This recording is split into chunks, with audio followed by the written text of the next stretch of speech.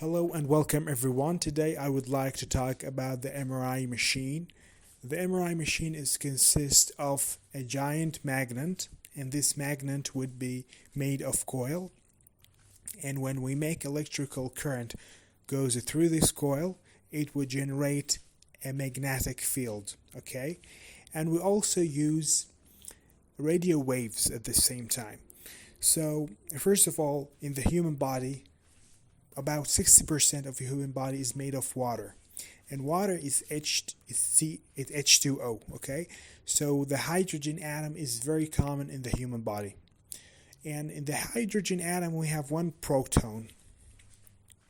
So the point here, when we make this human body goes under this magnetic field and the radio waves at the same time, the hydrogen atoms would be affected by the magnetic field that we have, okay?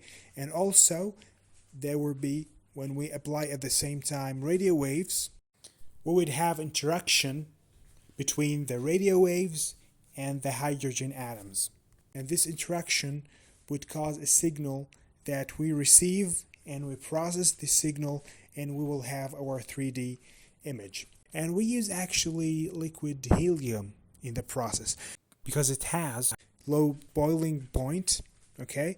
And we want a liquid to lower the temperature of the coil, because as I mentioned, the lower the temperature is, the lower resistance is, therefore the magnetic field is going to be greatest, okay?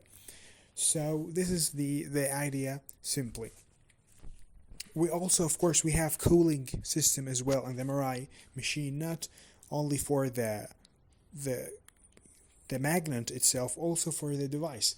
Like any device, we need a cooling system. There is actually the concept of T1 weighted image and T2 weighted image, okay? That actually, but in general, I would say briefly, T1 weighted image, we use it more for structure, if you want to see the structure, because I forget to mention that MRI in general is used for soft tissue. If you wanna have an image for a soft tissue, like the brain, for example, we're gonna use MRI.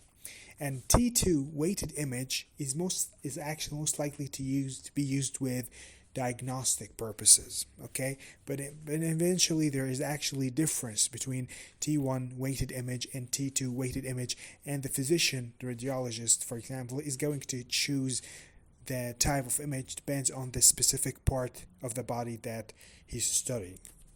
Now let's talk about the core of the topic here, the position of the MRI department in a hospital. First of all, the MRI machine is actually heavy. For this reason, is most likely to be in the ground floor, okay? Because if I'm going to study the building as a structure, I don't want to put a lot of weight in the second or in the third floor. Well, I'm not a civil engineer, but that makes sense, right? A heavy subject should be in the ground floor. This is the first thing. The MRI department should be close to the emergency department. Also should be close to the access of the external and internal patients in a hospital. The MRI department should be far away from the intensive care unit, okay? Also should be far away from the rooms of the patients. If I have a department, for example, for acoustics studies, anything related, I don't want noise, because I say that I mentioned before, the MRI machine actually is a noisy device. It makes a lot of noise. For this reason, a lot of patients hate it. And of course, the MRI machine, the MRI department should be close to the radiology department as well. Okay. Now, in the department of the MRI, they separate it to 4 zones. The first zone, actually, they say the public access. Anyone can reach the first zone. Okay. The second zone, actually, it's a little bit more dangerous, or a little bit less accessible than the first zone. Is actually separate the first zone from the third zone. Well, the third zone, actually, the zone when I check for the patient, okay? Check if the patient has any metals in his body, okay? This is the third zone. In the second zone, I forget to mention the reception of patients, take information of patients, and all that procedures.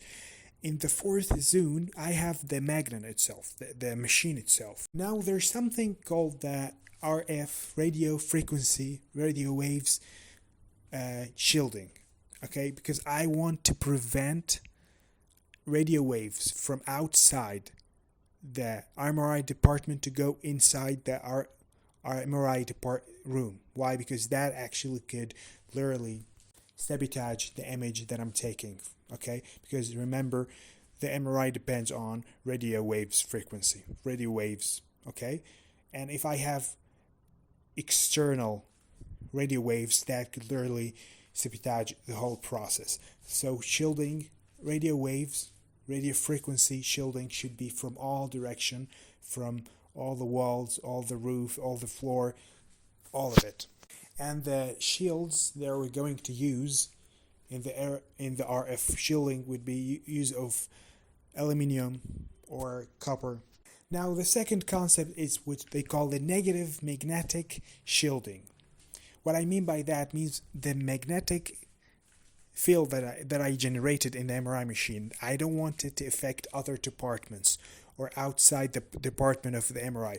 So I'm going the same principle here, but you have to notice that the shielding won't be in all directions, and only the direction of my magnetic field. Okay, this is the difference between RF shielding and magnetic shielding. And I want to talk about something very important.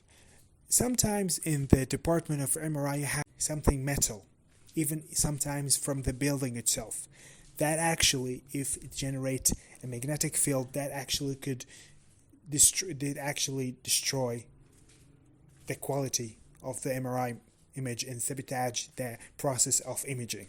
Okay, so sometimes, but if you think about it, sometimes some metals actually should exist in a building from the structure of the building. They call it the shimming.